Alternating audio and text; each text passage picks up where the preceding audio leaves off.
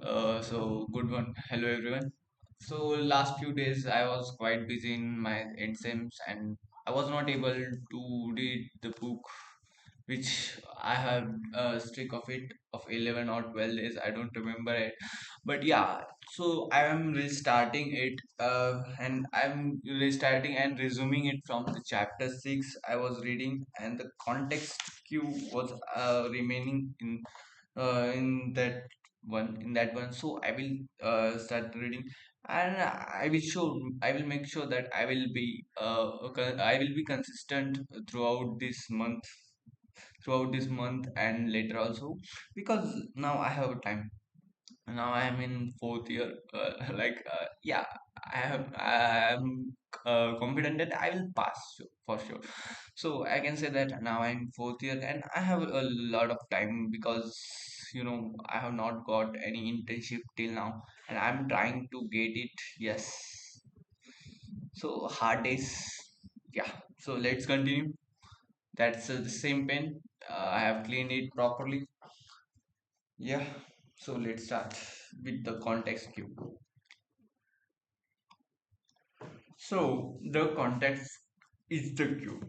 The context that trigger a habit can start out very specific, but over time your habits become associated not with just a single trigger, but with the entire context surrounding the behavior. For example, many people drink more in social situations than would ever drink alone. The trigger is rarely a single cue, but rather the whole situation.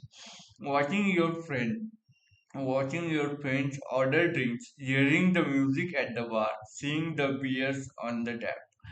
We mentally assign our habits to the location in which they occur: the home, the office, the gym. Each location develops a connection to certain habits and routine. You establish a particular relationship with the objects on your desk, the items on your kitchen counter, the things in your bedroom. Our behavior is not defined by the objects in the environment, but by our relationships to them. In fact, this is a useful way to think about the influence of environment on your behavior. Stop thinking about your environment as filled with objects. Start thinking about it as a field with relationships. Think in terms of how you interact with the spaces around you. For one person, her couch is the place where she reads for an hour each night. For someone else, the couch is where he watches television and eats a bowl of ice cream after work. So different people can have different memories and thus different habits associated with it, with the same place. Yeah. So the good news, you can train yourself to link a particular habit with a particular context.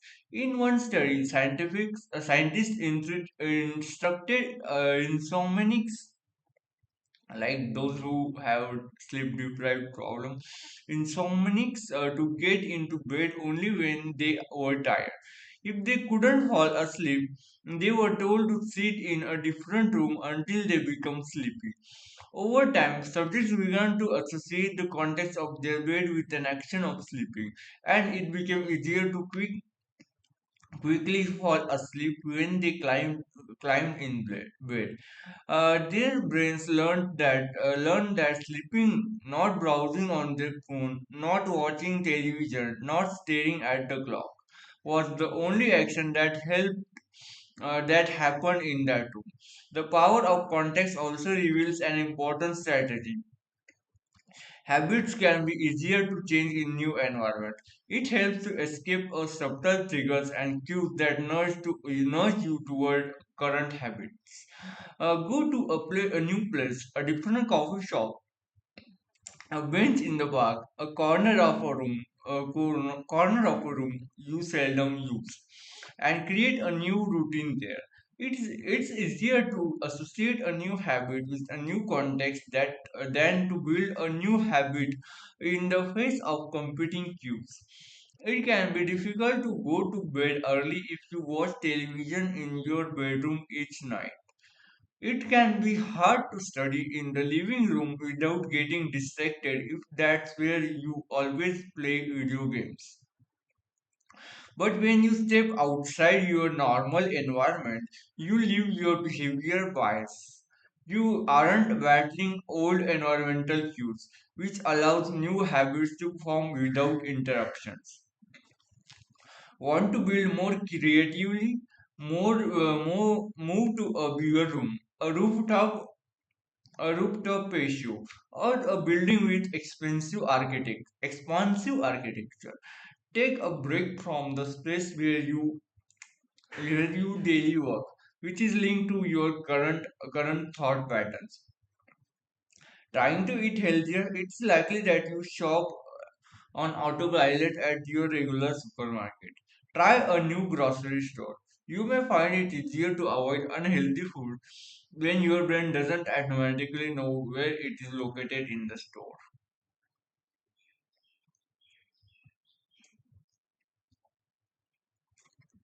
When you can't manage to get an entirely new environment, redefine or rearrange your current one.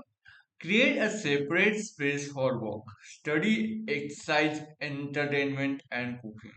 The mantra I find useful is one space, one use. One space, one use. Nice.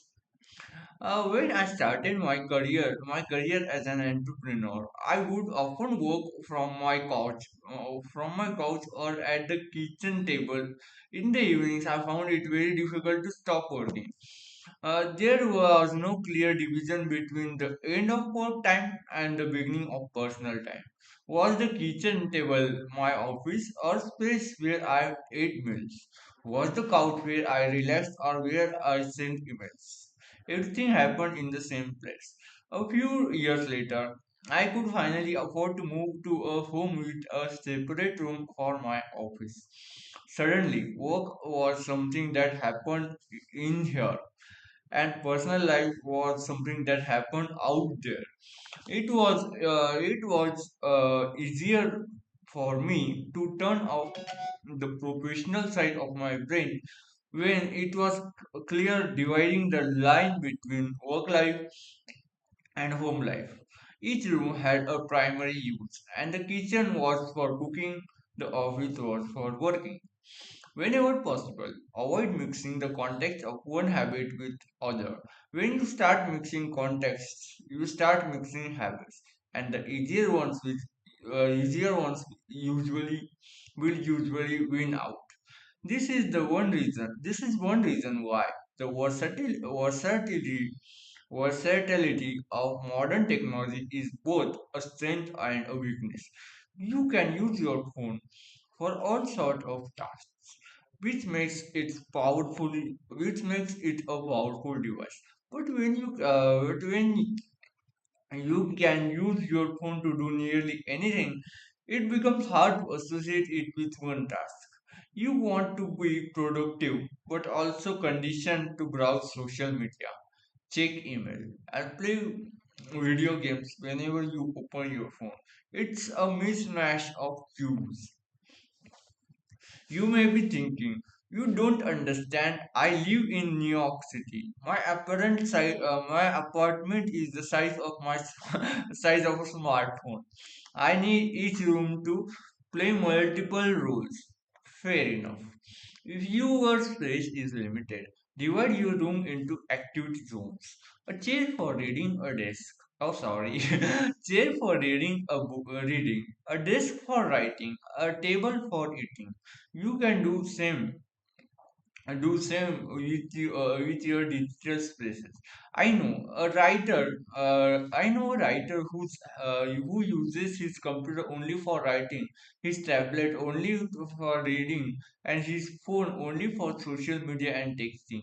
Every habit should have a home. If you can manage to stick with the strategy, each context will become associated with a particular habit and mode of thoughts. Habits thrive under predictable circumstances like these. Focus on automatically when Focus comes automatically when you are sitting at your work desk. Relaxation is easier when you are in a space designed for that purpose. Designed for that purpose. A sleep comes quickly when it's the only thing that happens in your bedroom. If you don't want behaviors that are stable and predictable, you need an environment. If you want behavior that are stable and predictable, you need an environment that is stable and predictable. Simple as that. A stable environment where everything has a place and a purpose is an environment where habits can easily form. So this was chapter 6. So in summary, small change in context can lead to large change in behavior over time. Each habit is initiated by a cue. We are more likely to notice cues that stand out. Okay, so make the cues of good habits obvious to your environment. Okay, gradually your habits become associated with not with just a single trigger, but with the entire context surrounding the behavior. The context becomes the cue. It's easier to build new habits in new environment because you are not fighting against old cues. So, all the best. Thank you. I will now clean the plane.